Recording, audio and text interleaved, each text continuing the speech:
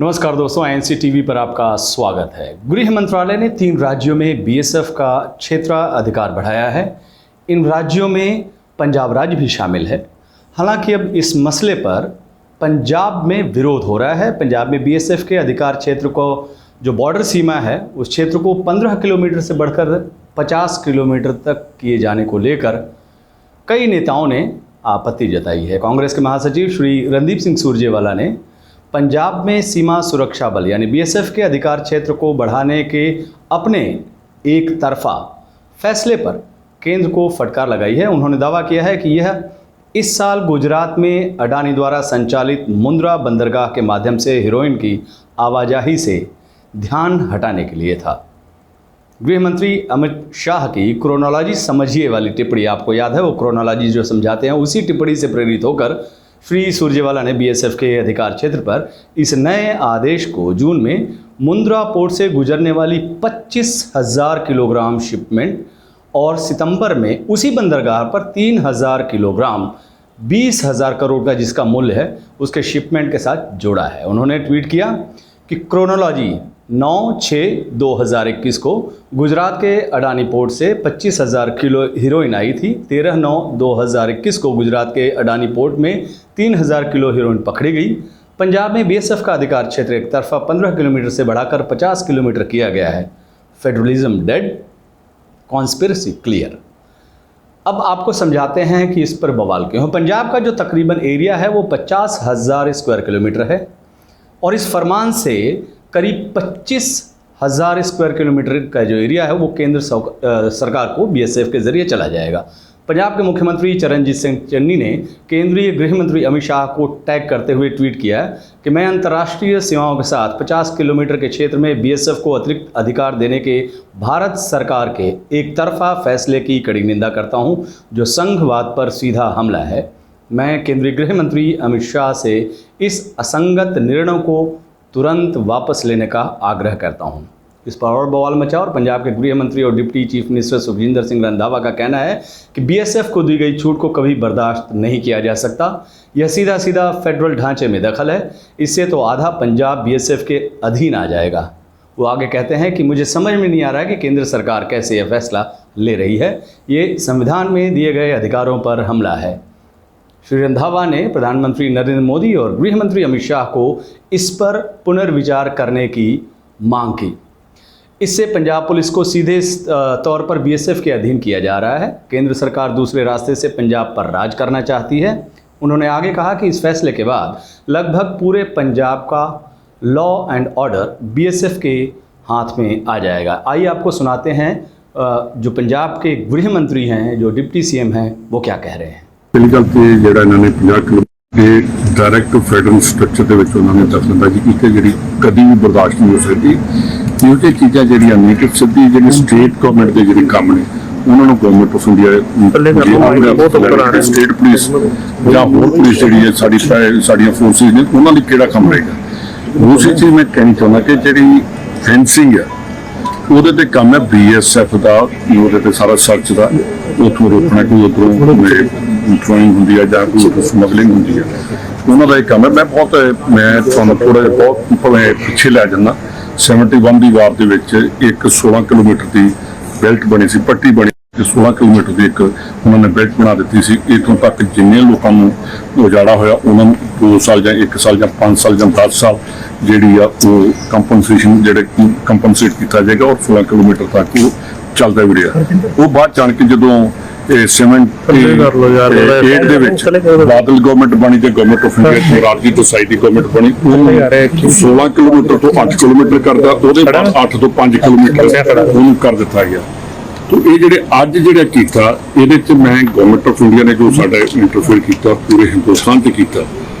50 kilometre means 50 kilometre ਮੇਰੇ border ਤੋਂ ਲੈ ਕੇ ਜਿਹੜਾ ਬਟਾਲਾ ਹੈਗਾ ਸ਼ਹਿਰ ਉਹ ਉੱਥੋਂ 27 ਕਿਲੋਮੀਟਰ ਪੈਂਦਾ। 27 ਕਿਲੋਮੀਟਰ ਅੱਗੇ ਲੈ ਲਓ ਬਾਬਾ ਬਕਾਲੇ ਤੱਕ, ਇਹ ਪੂਰਾ ਦਾ ਪੂਰਾ ਉਹਦੇ ਵਿੱਚ ਗੁਰਦਾਸਪੁਰ ਡਿਸਟ੍ਰਿਕਟ, ਗੁਰਦਾਸਪੁਰ ਸ਼ਹਿਰ, ਅੰਮ੍ਰਿਤਸਰ ਤੋਂ ਜਈਏ ਤੱਕ ਆ ਜਾਣਗੇ, ਇਹ ਫਿਰੋਜ਼ਪੁਰ ਦਾ ਮੁਕਤਸਰ ਤੱਕ ਪਹੁੰਚ ਜਾਣਗੇ। ਇਹ ਬੜੀ ਵੱਡੀ ਮੈਨੂੰ ਨਹੀਂ ਸਮਝ ਲੱਗੀ ਕਿ ਗਵਰਨਮੈਂਟ ਆਫ ਇੰਡੀਆ ਦੇ ਦਿਮਾਗ 'ਚ ਕੀ ਆ। ਇਹ ਸਿੱਧੀ ਲੋਕਾਂ ਦੇ ਜਿਹੜੀ ਇੰਟਰਫੀਰੈਂਸ ਹੈ ਇੰਡੀਪੈਂਡੈਂਸ ਦੀ ਜਿਹੜੀ ਸਾਨੂੰ ਡੈਮੋਕ੍ਰੈਟਿਕ ਰਾਈਟਸ ਮਿਲੇ ਨੇ ਉਹਨਾਂ ਦੇ ਉੱਤੇ ਇਹ ਕਰਕੇ ਬੜਾ ਵੱਡਾ ਇਹਨਾਂ ਨੇ ਛਾਪਾ ਮਾਰਿਆ।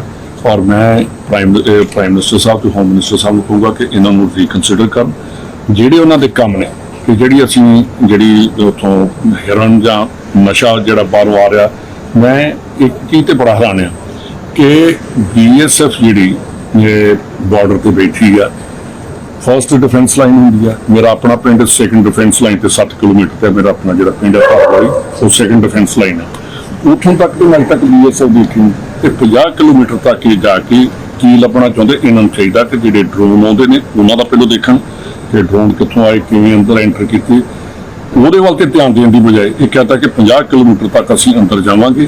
ਤੇ ਇਹ ਬੜੀ ਸੋਚਣ ਵਾਲੀ ਗੱਲ ਹੈ ਕਿ ਗਵਰਨਮੈਂਟ ਆਫ ਇੰਡੀਆ ਹਰ ਪਾਸੇ ਇਹੋ ਜਿਹੀਆਂ ਗੱਲਾਂ ਕਰਕੇ ਕਿ ਕੀ ਦੱਸਣਾ ਚਾਹੁੰਦੀ ਹੈ ਔਰ ਕੀ ਕਰਨਾ ਚਾਹੁੰਦੀ ਹੈ, ਇਹ ਸਾਡੀ ਸਮਝ ਤੋਂ ਸਾਰਿਆਂ ਤੋਂ ਬਾਹਰ ਹੈ। ਮਨਸ਼ਾ ਕੀ ਨਜ਼ਰ ਆਉਂਦੀ ਹੈ ਜੀ ਇਸ ਫੈਸਲੇ ਦੇ ਪਿੱਛੇ? ਮੈਂ ਤੇ ਇਹੀ ਮੈਂ ਜੋ ਅੱਜ ਜੋ ਲੈਟਰ ਆਈ ਆ ਜਾਂ ਜਿਹੜੇ ਸਟੇਟਮੈਂਟ ਆਈ ਆ ਉਹਦੇ ਬਾਰੇ ਮੈਂ ਬੜਾ ਸਟੱਡੀ ਕੀਤਾ ਕਿ ਜਦੋਂ ਸਾਡੇ ਕੋਲ ਟੈਰਰਿਜ਼ਮ ਦੇ ਟਾਈਮ 'ਚ ਪੰਜਾਬ ਪੁਲਿਸ ਨੇ ਸਭ ਤੋਂ ਵਧੀਆ ਕੰਮ ਕੀਤਾ। ਮੇਰੇ ਖਿਆਲ ਵਰਲਡ ਦੇ ਵਿੱਚ ਸਭ ਤੋਂ ਵੱਧ ਜੇ ਕੋਈ ਕੰਮ ਵਧੀਆ ਕੀਤਾ ਤੇ ਪੰਜਾਬ ਪੁਲਿਸ ਨੇ ਕੀਤਾ ਔਰ ਬੜੇ ਥੋੜੇ ਟਾਈਮ 'ਚ ਟੈਰਰਿਜ਼ਮ ਨੂੰ ਕੰਟਰੋਲ ਕਰ ਲਿਆ।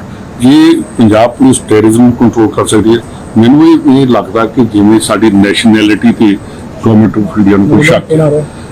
ਮੈਂ ਦੱਸਣਾ ਚਾਹੁੰਦਾ ਕਿ ਪੰਜਾਬੀ ਬੜੇ ਵੱਡੇ ਦੇਸ਼ ਭਗਤ ਨੇ ਔਰ ਆਪਣੇ ਦੇਸ਼ ਨਾਲ ਪਿਆਰ ਕਰਦੇ ਨੇ।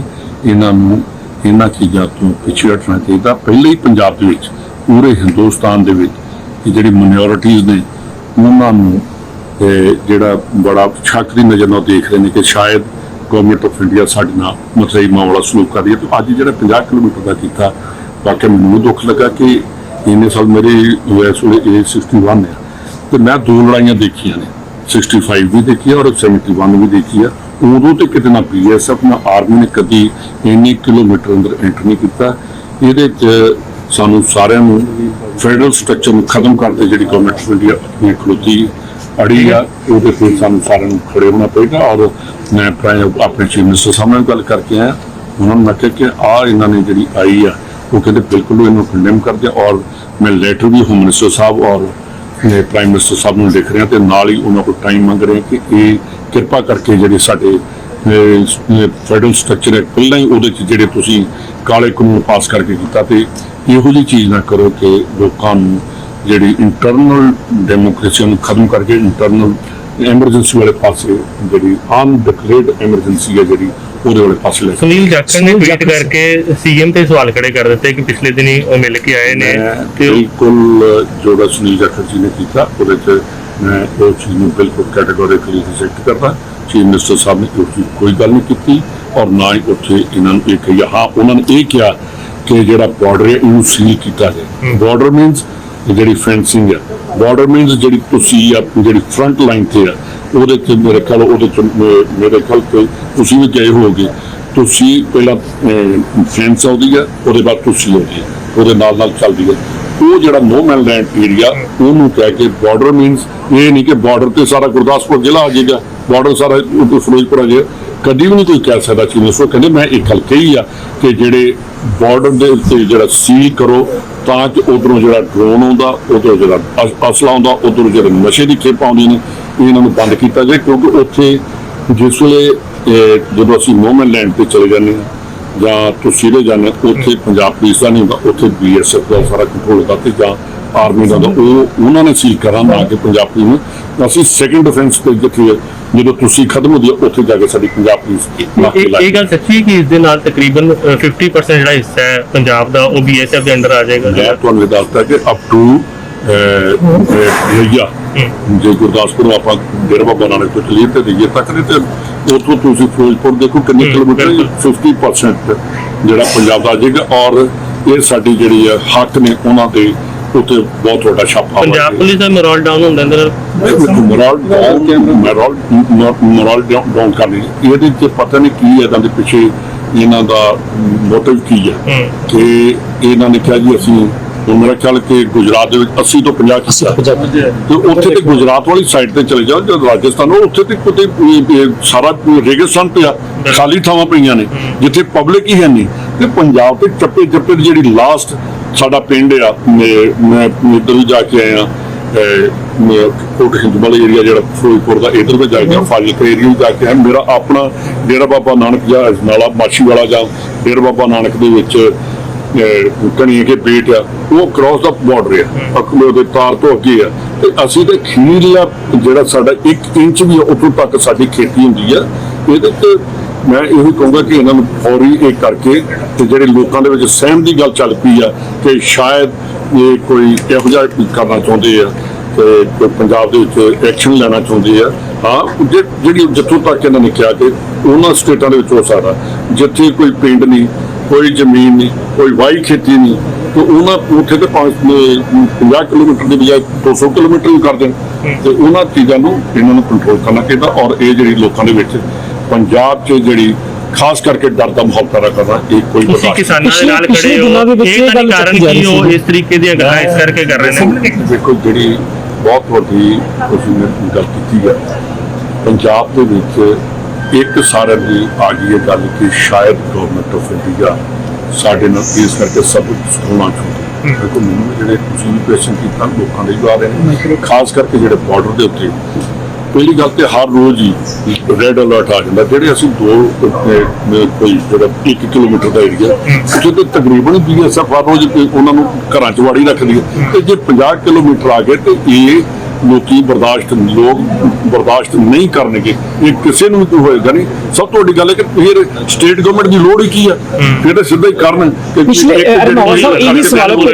ਪਿਛਲੇ ਦਿਨਾਂ ਦੇ ਵਿੱਚ ਇੱਕ ਗੱਲ ਸੋਸ਼ਲ ਮੀਡੀਆ ਤੇ ਬਹੁਤ ਚਰਚਾ ਚ ਰਹੀ ਕਿ ਪੰਜਾਬ 'ਚ ਸ਼ਾਇਦ ਰਾਸ਼ਟਰਪਤੀ ਰਾਜ ਲੱਗ ਸਕਦਾ। ਕਿਤੇ ਨਾ ਕਿਤੇ ਇੱਕ ਤਿਆਰੀ ਜਾਂ ਇੱਕ ਉਹਦਾ ਬਦਲਿਆ ਹੋਇਆ ਰੂਪ ਨਹੀਂ ਸਮਝ ਰਹੇ ਇਸ ਚੀਜ਼ ਨੂੰ? ਇੱਕ ਗੱਲ ਸੁਣ ਲਓ, ਪੰਜਾਬੀ ਬੜੇ ਵੱਡੇ ਦੇਸ਼ ਭਗਤ ਨੇ, ਇਹ ਕਦੀ ਵੀ ਇਹੋ ਜਿਹੀਆਂ ਚੀਜ਼ਾਂ ਨੂੰ ਕਦੀ ਬਰਦਾਸ਼ਤ ਨਹੀਂ ਕਰਦੇ। ਇਹੋ ਜਿਹੇ ਰਾਸ਼ਟਰਪਤੀ ਰਾਜ ਲਾਉਣੇ ਜਾਂ ਨਹੀਂ ਲਾਉਣੇ, ਐਮਰਜੈਂਸੀ ਵੇਲੇ ਵੀ ਇੱਥੇ ਹੋਇਆ, ਠੀਕ ਹੈ, ਇਹ ਜਿਹੜੇ ਚੀਜ਼ਾਂ ਨੇ। ਪਰ ਮੈਂ ਇੱਕ ਚੀਜ਼ ਕਰਨਾ ਚਾਹੁੰਦਾ ਕਿ ਕਮਿਊਨਲ ਹਾਰਮੋਨੀ ਜਿਹੜੀ ਇਹਨੂੰ ਨਾ ਕਿਤੇ ਟੁੱਟਣ। ਤੇ ਇਹੋ ਜਿਹੀ ਚੀਜ਼ ਹੈ ਕਿ ਹਿੰਦੂ ਸਿੱਖ ਜਿਹੜੇ ਉਹਦੇ 'ਚ ਆਪਣਾ ਟੈਰਰਿਜ਼ਮ ਦੇ ਟਾਈਮ 'ਚ ਤੁਸੀਂ ਇੱਕ ਵੀ ਚੀਜ਼ ਨਹੀਂ ਇੱਕ ਵਾਰੀ ਦੇਖਿਆ ਕਿ ਹਿੰਦੂ ਸਿੱਖ ਦਾ ਕੋਈ ਉਹ ਆਪਸ ਵਿੱਚ ਉਹਨਾਂ ਦੇ ਰਿਲੇਸ਼ਨ ਖਰਾਬ ਹੋ। ਤੇ ਮੈਂ ਹੱਥ ਜੋੜ ਕੇ ਬੇਨਤੀ ਕਰਦਾ ਪ੍ਰਾਈਮ ਮਿਨਿਸਟਰ ਸਾਹਿਬ ਨੂੰ ਕਿ ਪੰਜਾਬ ਇੱਕ ਇਹੋ ਜਿਹਾ ਸੈਕੂਲਰ ਸਟੇਟ ਹੈ ਜਿੱਥੇ ਕਦੀ ਵੀ ਕਮਿਊਨਲ ਜਿਹੜੇ ਵਾਇਲੈਂਸ ਨਹੀਂ ਹੋਈ। ਹਰ ਸਟੇਟ 'ਚ ਹੋਈ ਹੈ, ਸਿਰਫ ਇੱਕ ਪੰਜਾਬ ਵਾਹ ਦੇਸ਼ ਦੀ ਸਟੇਟ ਹੈ ਜਿੱਥੇ ਕਮਿਊਨਲ ਹਾਰਮੋਨੀ ਜਿਹੜੀ ਹੈ ਸਭ ਤੋਂ ਜ਼ਿਆਦਾ ਜ਼ਬਰਦਸਤ ਰਹੀ ਹੈ। ਇਸ ਕਰਕੇ ਇਹਨੂੰ ਤੋੜਨ ਦੀ ਕੋਸ਼ਿਸ਼ ਨਾ ਕਰਨ। ਪੰਜਾਬ ਸਾਹਿਬ, ਇਹ ਮਾਮਲਾ ਤੁਸੀਂ ਕੇਂਦਰ ਸਰਕਾਰ ਨਾਲ ਜਾਂ ਪ੍ਰਧਾਨ ਮੰਤਰੀ ਜਾਂ ਗ੍ਰਹਿ ਮੰਤਰੀ ਉਹਨਾਂ ਨਾਲ ਉਠਾਓ? ਮੈਂ ਆਪਣਾ ਜਿਹੜੀ ਲੈਟਰ ਲਿਖਣ ਲਗਾ ਉਹ ਪ੍ਰਧਾਨ ਮੰਤਰੀ ਔਰ ਗ੍ਰਹਿ ਮੰਤਰੀ ਜੀ ਨੂੰ ਲਿਖਣ ਲਗਾ, ਕਿਉਂਕਿ ਖਾਲੀ ਗੱਲ ਕਰਨ ਦੀ ਲੋੜ ਹੀ ਨਹੀਂ। ਡਾਇਰੈਕਟ ਇਹਦਾ ਜਿਹੜੀ ਹੈਗੀ ਆ ਇਹਦਾ ਡਾਇਰੈਕਟ ਕਰਨਾ ਪ੍ਰਧਾਨ ਮੰਤਰੀ ਤੇ ਹੋਮ ਮਿਨਿਸਟਰ ਤੋਂ ਥੱਲੇ ਤੇ ਕੋਈ ਹੈ ਵੀ ਨਹੀਂ ਗਾ, ਕਿਉਂਕਿ ਜੋ ਉਹ ਹੁਕਮ ਦਿੰਦੇ ਉਹ ਪੂਰੇ ਹਿੰਦੁਸਤਾਨ 'ਚ ਨਾਦਰਸ਼ਾਹੀ ਹੁਕਮ ਲਾਗੂ ਹੋ ਜਾਂਦਾ। ਤੇ ਉਹਨਾਂ ਨੇ ਮਿਲਣਾ ਪਏਗਾ ਕਿ ਇਹੋ ਜਿਹੀਆਂ ਚੀਜ਼ਾਂ ਕਰਕੇ ਜਿਹੜੀ ਡੈਮੋਕ੍ਰੇਸੀ ਨੂੰ ਖਤਰੇ 'ਚ ਨਾ ਪਾਓ। ਪਾਰਟੀ ਦੇ ਜਿਸ ਤਰ੍ਹਾਂ ਸੁਨੀਲ ਜਾਖੜ ਵੱਲੋਂ ਸਵਾਲ ਚੁੱਕੇ ਗਏ ਪਹਿਲਾਂ ਵੀ, ਹਾਲਾਂਕਿ ਤੁਸੀਂ ਉਹਨਾਂ ਦੇ ਬਿਆਨ ਨੂੰ ਨਕਾਰਦੇ ਨਜ਼ਰ ਆਏ, ਪਰ ਕਿਸ ਤਰ੍ਹਾਂ ਦੇਖਦੇ ਜੋ ਇੱਕ ਸਾਬਕਾ ਪ੍ਰਧਾਨ ਇੱਕ ਮੌਜੂਦਾ ਮੁੱਖ ਮੰਤਰੀ ਤੇ ਇਸ ਤਰ੍ਹਾਂ ਸਵਾਲ ਚੁੱਕਦਾ?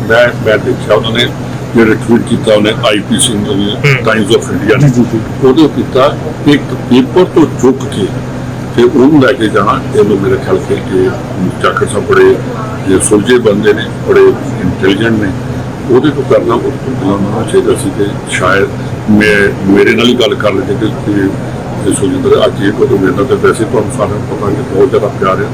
ਤੇ ਹੁਣ ਵੀ ਮੇਰੇ ਕੋਲ ਮੇਰੇ ਨਾਲ ਕਰਦੀ ਕਿ ਅੱਜ ਸਟੇਟਮੈਂਟ ਆਈ, ਅਸੀਂ ਦੋਨੇ ਹੀ ਬਾਰਡਰ ਤੇ ਰਹਿਣ ਵਾਲੇ ਹਾਂ, ਉਹਨਾਂ ਦਾ ਹੋਰ ਵੀ ਵਿੱਚ ਆ ਗਿਆ। ਗੁਰਦਾਸਪੁਰ ਤੋਂ ਵੀ MP ਰਹੇ ਨੇ, ਇਸ ਕਰਕੇ ਇਹ ਉੱਥੋਂ ਗੁਰਦਾਸਪੁਰ ਦੀ MP ਰਹੇ ਤੇ ਆਪਣਾ ਪਿੰਡ ਉਹਨਾਂ ਦਾ ਉਹਦੇ ਵਿੱਚ ਆਉਂਦਾ। ਉਹ ਇਸ ਕਰਕੇ ਇਹ ਮੈਂ ਚੀਫ ਮਿਨਿਸਟਰ ਦੀ ਤਰਫ ਤੋਂ ਤੇ ਬਿਲਕੁਲ ਰਿਜੈਕਟ ਕਰਨਾ ਕਿ ਉਹਨਾਂ ਤੇ ਇਹ ਨਹੀਂ ਕਿਹਾ ਹਾਂ ਕਿ ਕੀ ਦੂਰ ਕਹੀਏ ਕਿ ਬਾਰਡਰ ਸੀਲ ਹੋਣਾ ਚਾਹੀਦਾ। ਤੇ ਮੈਂ ਵੀ ਕਹਿਣਾ ਕਿ ਬਾਰਡਰ ਸੀਲ ਹੋਣਾ ਚਾਹੀਦਾ, ਜਿਹੜੀ ਉਹ ਪਾਕਿਸਤਾਨ ਦੀ ਨਾਪਾਕ ਕੋਸ਼ਿਸ਼ ਹੈ ਉਹਨੂੰ ਸਾਨੂੰ ਰੋਕਣਾ ਚਾਹੀਦਾ। ਠੀਕ ਹੈ ਜੀ, ਠੀਕ ਹੈ ਜੀ, ਥੈਂਕ ਯੂ। ਸੋ ਸੁਖਜਿੰਦਰ